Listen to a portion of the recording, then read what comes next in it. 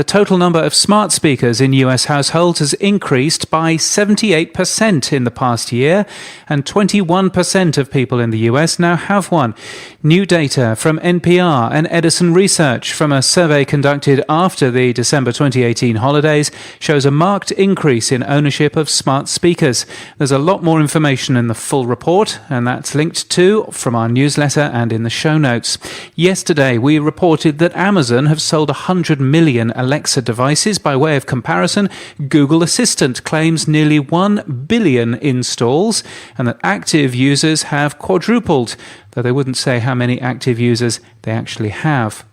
Patreon tells podnews that the number of podcast creators on their platform has quadrupled over the past 3 years, and Patreon has seen an 8-fold increase in revenue in the podcasting category. And new stats in from The Onion: 250 million Americans still need guests for their podcasts this week. We presume it's satire. Dr. Phil's podcast, Phil in the Blanks, launches tomorrow. How do you spell that? Dr. Phil in the blanks.com. Dr. Phil in the blanks.com. The first guest is Shaquille O'Neal, and he's also recorded interviews with Dax Shepard and Jay Leno. ESPN in the UK have launched ESPN, Head in the Game, with Jamie Lang and Alex Lowe. The podcast will take an entertaining and informative look at an upcoming major sporting event.